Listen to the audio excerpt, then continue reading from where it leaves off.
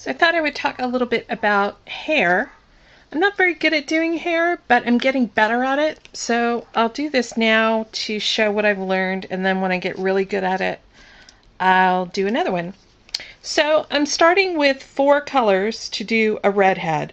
A very dark brown, a kind of a medium brown, burnt orange, and a really bright orange. And sometimes I also throw in a bright yellow. And I also have a little bit of matte medium. I'm going to keep my palette out of the frame because I know it makes the video dark, and just describe what I'm doing. So basically I'm mixing a little bit of matte medium with the 2 darker browns to kind of create a dark brown glaze. And I'm going to do her whole head. All the hair that I'm going to do is going to get this dark brown glaze to start with. And I always lay in the darkest dark to start, so that as I build up my layers of lighter colors, there's always a shadow behind it. It's easier to start dark and build forward than it is to try to add in darks later. And I do that when I work anyway. I always try and work dark to light and front to back, or back to front. So I did the wings before I do her dress, or I did the wings before I'm going to do her hair. And that's because her hair is going to lay on top of the wings a little bit. I'm going to do some strands out here. And I want her hair to look like it's sitting on the wing rather than I've painted around the hair to get the wing colors in, if that makes sense. So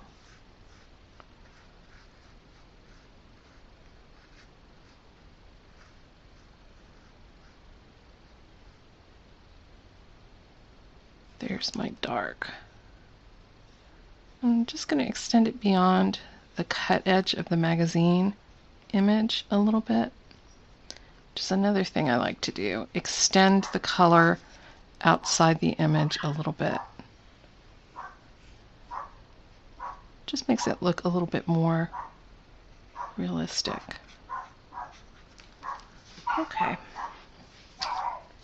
So while this is still wet, I'm going to paint in a little bit of extra dark where I've shadowed it previously.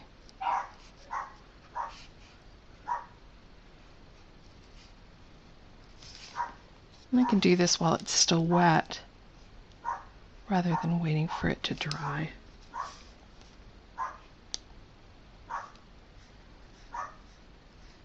So, and you'll notice that I'm not doing any sort of linear work. I'm not doing strands of hair or anything.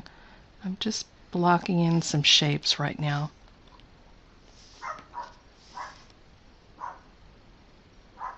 Which is another thing that I've learned. Don't draw in strands, draw in shapes. Okay. So now I'm going to let this sit and dry a little bit. So I'm switching to a smaller brush, and while this was drying, I went ahead and painted in the base color of her dress because I realized that I'm about to paint hair over her shoulder, and there should be some color right in here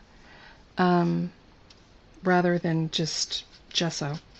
So now I'm doing oh, kind of a medium with a little bit of orange in it. And she has wavy hair, so I'm going to work in curved sections.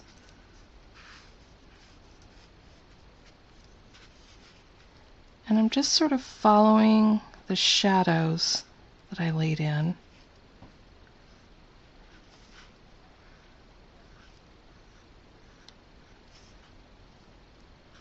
And I can still sort of see the hair a little bit underneath.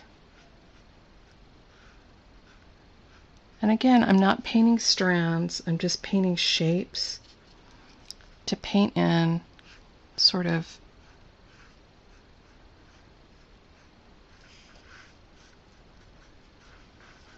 the medium areas of her hair. And also I'm painting over where I'm going to lay in highlights. And this is kind of a mix of the medium brown and a little bit of the burnt orange. And if I get too much on, like over here, I don't want too much of this because this is mostly in shadow. I can just smooth it away with my finger. So, and I'm always sticking my fingers in to sort of blend things a little bit.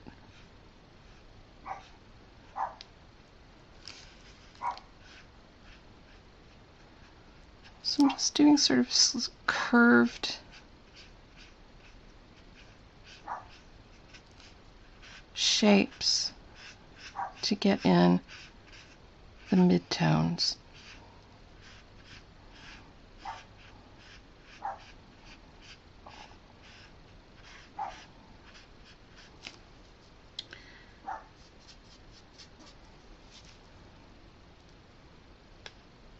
Again, I'm painting outside the magazine image.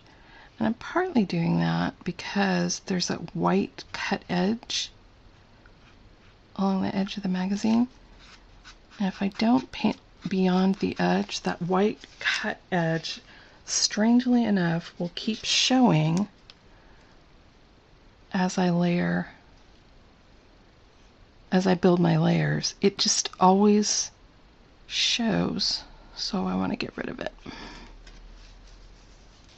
So that's layer number 2. And now, while it's still wet, I'm going to do some straight burnt orange. And now I sort of am getting directional with this.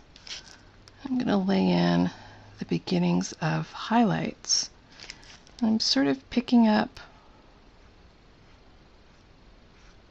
wherever there's a curl. And I do have a little bit of matte medium going, but it's only because this burnt orange paint is kind of old and crusty and thick.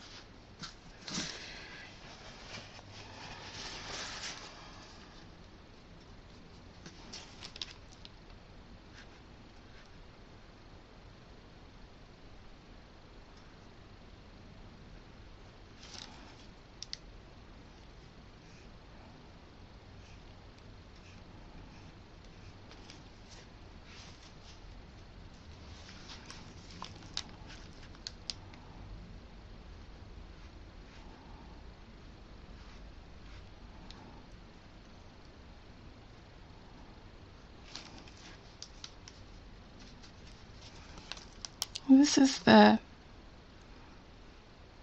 bright orange I'm using it very sparingly, right on top of the burnt orange.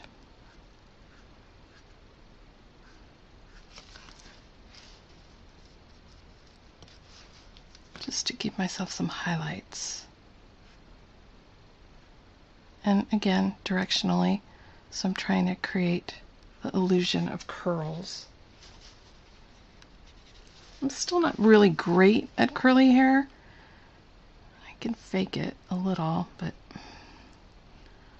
honestly, I'm better at straight hair at this point. One of the things I learned while trying to get better at hair is never to paint straight lines the same width. You kind of want to paint little shapes that are kind of pointy on either end and fuller in the center. I don't know what the name of that shape is, but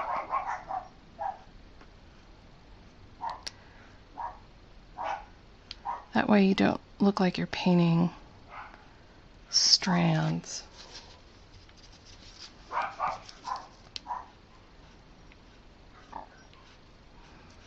You're painting sections, because that's really how hair takes light. It takes it in sections. You're not really seeing each individual strand. You're seeing the light hitting sections of hair.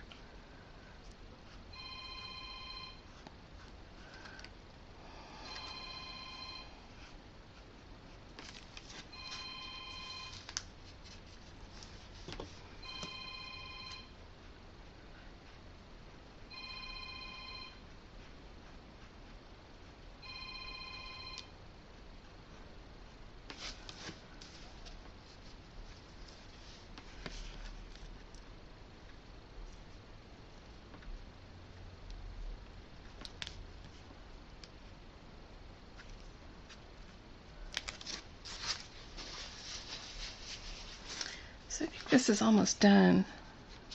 Let me go back in with a bright yellow on this, just because I don't want her hair to blend into her dress too much, and I think it is right now.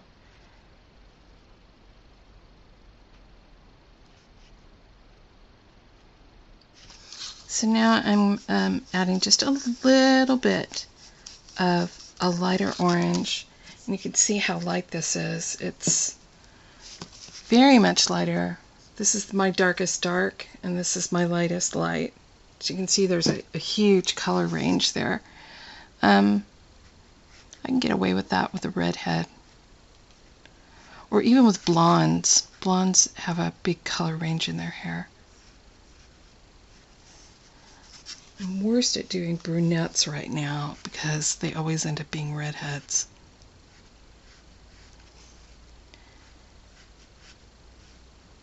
And I'm pretty good at doing girls with black hair because I can play with colored undertones. So I like to put blue undertones in black hair. And that's just a case of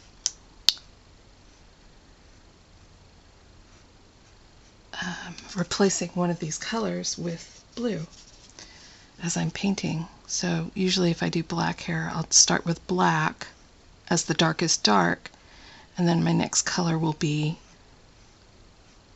black mixed with a dark blue, and then the next color up will be blue, and then a gray with a little bit of that same blue mixed in.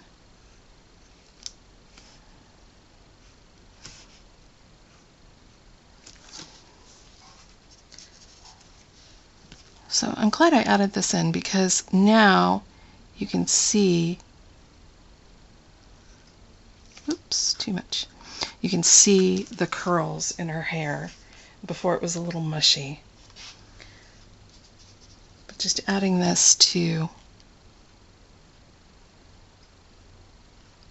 the ends of the curls helps me show where they're ending. There. Much better.